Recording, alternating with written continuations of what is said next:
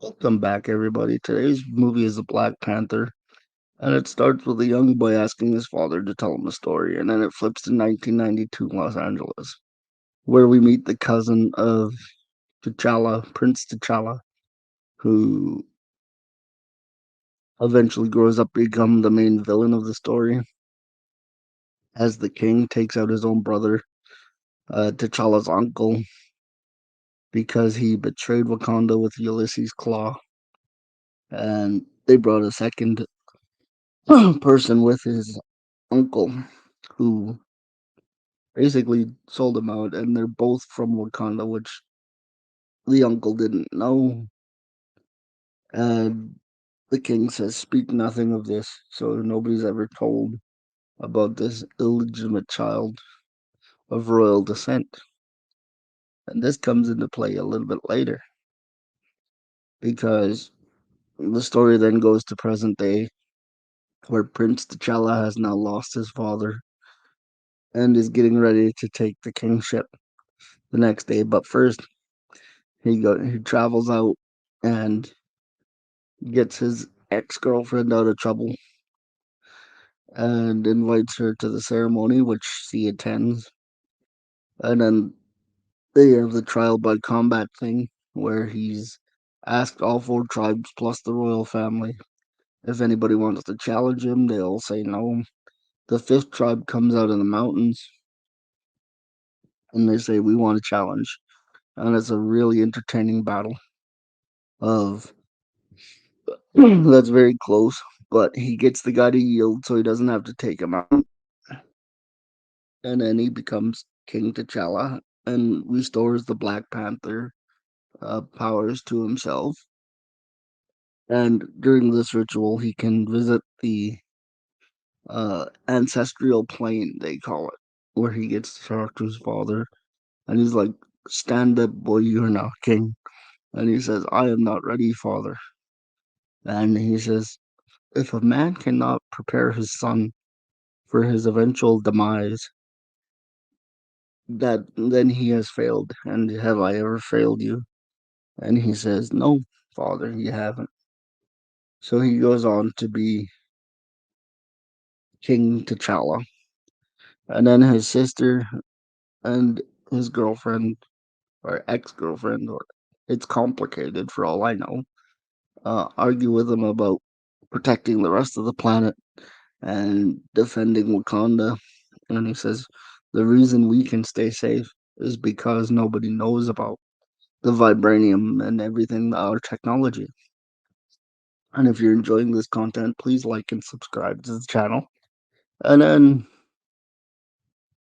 they go after Ulysses Claw in Korea, who was the other half of the team that tried to take the vibranium.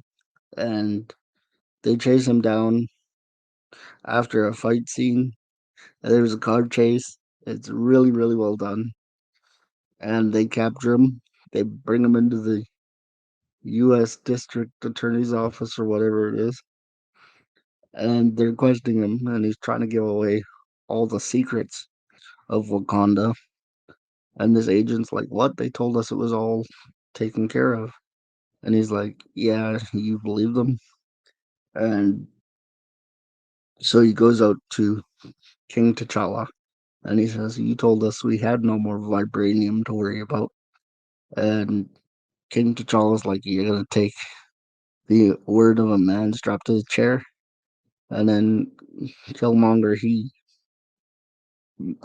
gets Ulysses Claw out of trouble and he decides that they're gonna go on a getaway plane, but he wants to go to Wakanda. And Ulysses Claw is like, "I don't have your money." And he says, "Don't worry." He he trusts him. And then all of a sudden, he there's a there's a takeout battle between Ulysses Claw and Killmonger, and his girlfriend gets taken out, so he takes out Ulysses Claw, and he brings the body to the people, and they're like, "Good for you." So he gains the trust of one of the tribes, and then he goes and faces T'Challa, who he's like, "Who are you, and what do you want?" And he's like, "I want the throne." And then he's like, "Ask me who I am. Ask me who I am." And then he reveals he's Prince Nadoku, I think, and he challenges him for the throne. And there's a big kerfluffle because they don't think it should be a challenge for the throne because he's just got there, but he has the key to get into Wakanda. So the challenge is accepted. It is a great battle, except Killmonger wins or appears to win based on the rules I'd mentioned earlier. So he then takes the throne and decides that we need to start helping people and we need to open our borders and we need to quote unquote battle the oppressors with our technology, our medicines, and everything that we have. So we take over and we're the power brokers. And so this happens, and uh, T'Challa's ex girlfriend says we need to overthrow him, and Aziri is like, "No, we need to defend the throne, no matter who's on it." And so she grabs the U.S. agent guy who was jumped in front of her and literally took a shot for her, and decides we need to get out of here. So so they take the Purple Heart thing. One of them, after Killmonger decides he's gonna burn it all, so nobody else can be the Black Panther after him. And they travel up to the mountain people, and they offer them the Purple Heart to take it, so he can get the Black Panther powers and be go and beat Killmonger. And he said, "Wait, just come with me." And again, like and subscribe to the channel. But they find that it's King T'Challa covered in snow. And they're like, "How long have you had him? Why wouldn't you? Let's take him to my lab. I can fix him." And they're like, "Go ahead. He'll be done in seconds." And so eventually they get him to the point where he takes the Purple Heart. And then he comes back. And the challenge, he comes back and he says, "As you can see, I have not yielded and I have not been taken out." So, and then the challenge continues, and then Killmonger's like, "No, no, that challenge thing is over. I'm the king." And it starts a battle between uh, King T'Challa and the other troops. And just when it looks like Killmonger's troops are going to take over, the mountain people come and help defend Wakanda.